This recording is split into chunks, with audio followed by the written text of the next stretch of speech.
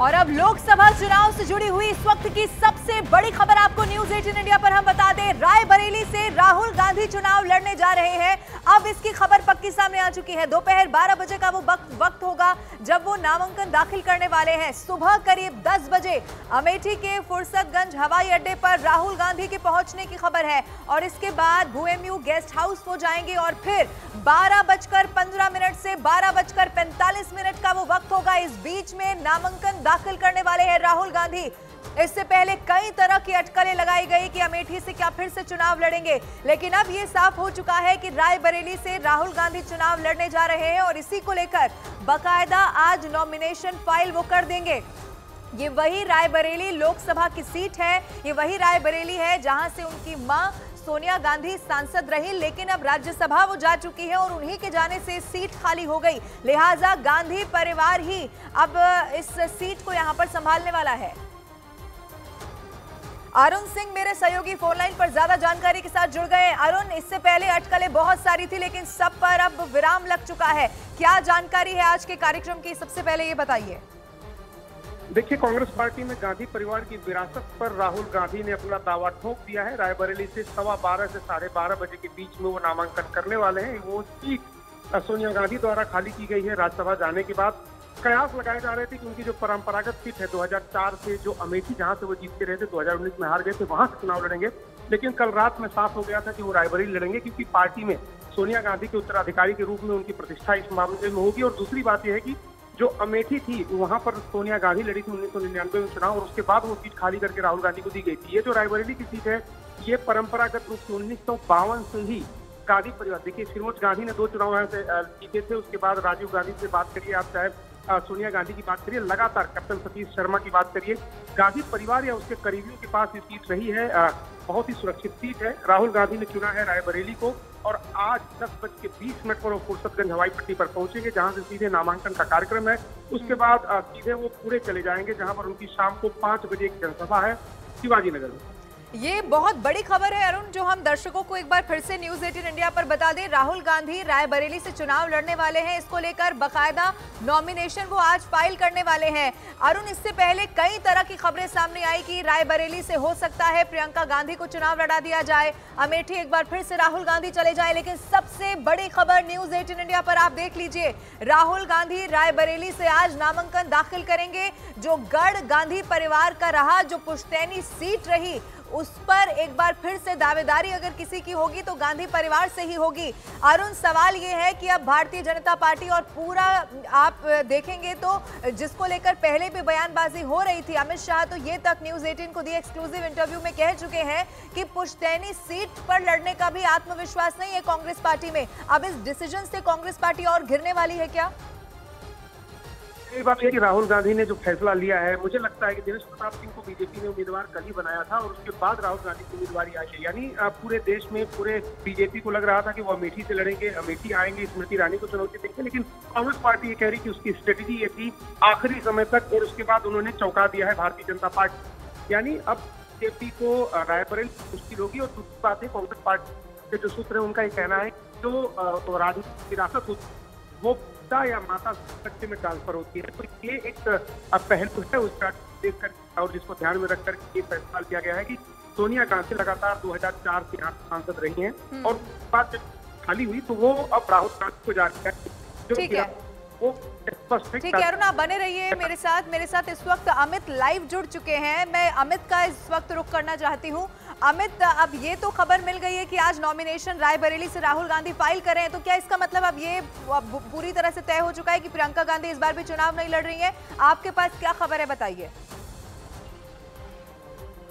देखिए, इस वक्त मैं मौजूद हूँ रायबरेली में ही और मेरे पीछे जो आप ये मकान देख पा रही हैं ये दिनेश प्रताप सिंह का मकान है जो कि बीजेपी के उम्मीदवार है।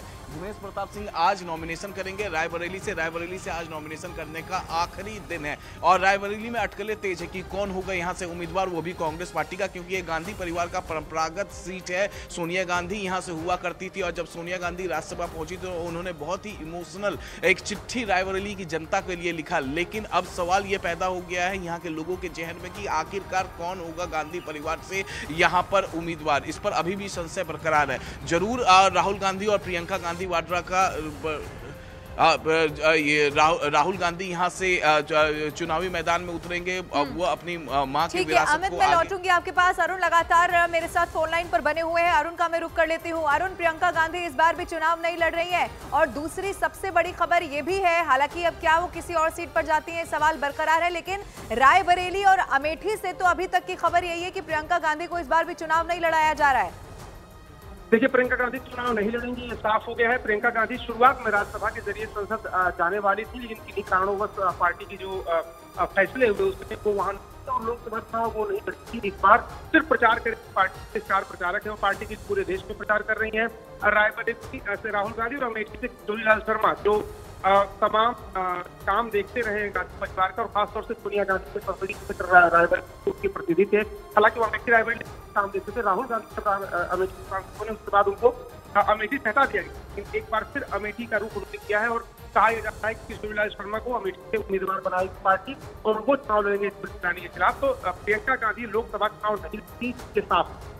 बिल्कुल अरुण, ये बहुत बड़ी खबर है। दर्शकों को एक बार फिर से मैं बता दूं, राहुल गांधी जिनको लेकर सवाल अमेठी को लेकर बना हुआ था, लेकिन अब ये पक्की खबर सामने आ चुकी है कि आज वो रायबरेली से ही नॉमिनेशन फाइल करने वाले हैं। अरुण, एक सवाल ये भी है कि अगर रायबरेली से ही लड़ाना था, जो कि सेफ सीट है, इस पर तो इतना मंथन चिंतन की जरूरत होनी नहीं चाहिए थी। कांग्रेस इसको लेकर तो कम से कम आश्वस्त हो सकती थी, लेकिन उसके बावजूद भी पहले इंतजार किया गया कि दूसरी तरफ से कैंडिडेट किसे बनाया जाता है, और फिर आखिर दिन यानी कि जब नॉमिनेशन फाइल करने का दिन आ गया है, उसी दिन ये पता चल रहा है कि राहुल गांधी चुनाव लड़ रहे हैं। ऐसा क्यों? देखिए, पार्टी की रणनीति होती है कब कौन सा फैसला सार्वजनिक करना। हो सकता है फैसला ले लिया गया वो पहले सार्वजनिक बाद में किया गया, स्ट्रेटजी होती है चुनावी कैंपेन की। कांग्रेस के रणनीतिकार कह रहे हैं कि अगर पहले घोषित कर दिया जाता टिकट तो शायद इतनी हाइट नहीं होती, इतना प्रचार नहीं होता, राहुल गांधी इतना सस्पेंस नहीं होता, और कई बार सस्पेंस राजनीतिक ध्यान आकृष्ट करने के लिए जरूरी होता है। तो कांग्रेस पार्टी की रणनीति थी, कांग्रेस पार्टी थी कि आखिरी समय में अपनी रणनीति का खुलासा किया जाए राहुल गांधी कैंडिडेट का। उससे पहले अगर आप देखिए तो वायनाड चुनाव लड़ रहे थे, तो एक ये भी बात पहले ही घोषित कर दिया जाएगा। ये जो दक्षिण भारत के मतदाता है उस पर असर पड़ सकता है, प्रभाव पड़ सकता है कि राहुल गांधी हो सकता है उत्तर भारत की सीट से प्रतिनिधित्व करें। ये भी एक मुश्किल थी, जिसकी वजह से ये कहा गया कि वो बाद में करें, चुनाव के आखिरी घोषित करें और उससे अरुण, बिल्कुल इस तरीके से भी सोचा जाना चाहिए जैसा आप बता रहे हैं कि हो सकता है कि ये सब कुछ रणनीति का ही हिस्सा हो। पहले सोच लिया गया हो कि रायबरेली से राहुल गांधी को लड़ाना है, लेकिन सस्पेंस कैसे बरकरार रखा जाए, इसीलिए आखिर वक्त तक ऐलान नहीं किया गया और फिर आज आ गया नॉमिनेशन का दिन। आप बने रहिएगा, मैं लौटूंगी अरुण आपके पास। अमित भी मेरे साथ लाइव जुड़े हुए हैं। अमित, सबसे बड़ी खबर न्यूज 18 इंडिया पर दर्शक इस वक्त जो हमारे साथ जुड़े हैं, एक बार फिर से हम बता दें, राहुल गांधी से जुड़ी हुई ये सबसे बड़ी खबर है। रायबरेली से आज राहुल गांधी नॉमिनेशन फाइल करने वाले हैं, लेकिन अमित, चूंकि वो पहले फुर्सतगंज यहाँ पर पहुंच रहे हैं और रोड शो की भी परमिशन मिल चुकी है, तो अब उस कार्यक्रम को लेकर आपके पास क्या जानकारी है? क्या रोड शो वहां पर होगा? क्या इसको लेकर डिटेल इस वक्त आपको मिल पा रही है? देखिए, कांग्रेस ने रोड शो की इजाजत मांगी थी जिला प्रशासन से और जिला प्रशासन ने वो रोड शो की इजाजत रायबरेली में दे दिया है। अमेठी में भी रोड शो की इजाजत दी गई है। अब रायबरेली के गेस्ट हाउस में 11 बजे के आसपास राहुल गांधी यहां पर पहुंच जाएंगे और उसके बाद 12:15 बजे से लेकर 12:45 का वो नामांकन का उनका समय रखा गया था।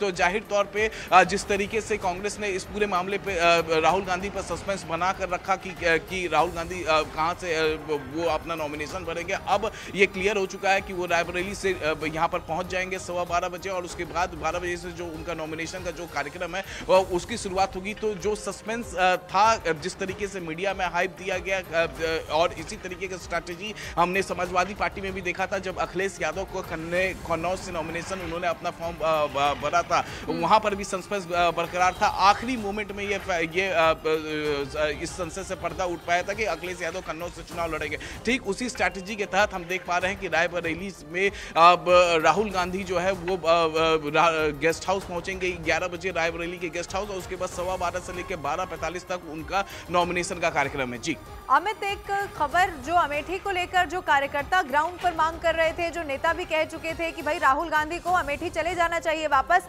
लेकिन अब राहुल गांधी तो रायबरेली से चुनाव लड़ रहे हैं, तो अब जो अमेठी की ये फाइट है उसे कैसे देखा जाए, वो वो कितनी दिलचस्प होने वाली है और कितना कड़ा मुकाबला कांग्रेस के प्रत्याशी दे पाएंगे स्मृति ईरानी को। आपके पास इसको लेकर आपकी जानकारी क्या कहती है, ये बताइए।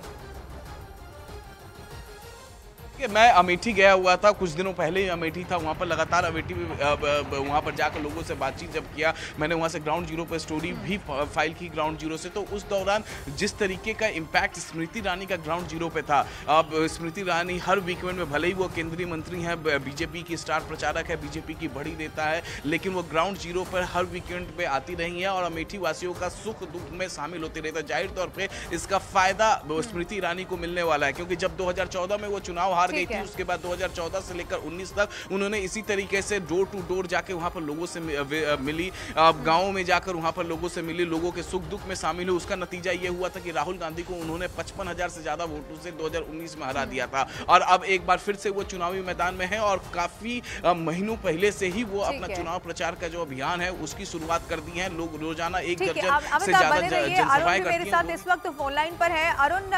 मैं जो सवाल इससे पहले अमित से भी पूछना चाहती थी वो ये कि ग्राउंड पर जो कार्यकर्ता अमेठी के खास तौर पर वो ये मांग करते रहे कि गांधी परिवार से ही और राहुल गांधी, इनफैक्ट कि राहुल गांधी को ही अमेठी से चुनाव लड़ना चाहिए। अब जब अमेठी से गांधी परिवार से कोई नहीं लड़ रहा है, क्योंकि आपको याद होगा पहले रॉबर्ट वाड्रा की भी खबरें सामने आने लगी, तो अब ऐसे में एक किला जो कांग्रेस का रहा, गांधी परिवार का अगर कहे रहा अमेठी, वो तो पहले ही टूट चुका था। अब वो क्या कभी मजबूत यहां से होता हुआ दिखाई देगा और ये फाइट कितनी ज्यादा कड़ी एक फाइट यहां पर स्मृति ईरानी को कांग्रेस के प्रत्याशी दे पाएंगे, आपकी जानकारी भी मैं जानना चाहती हूं अरुण।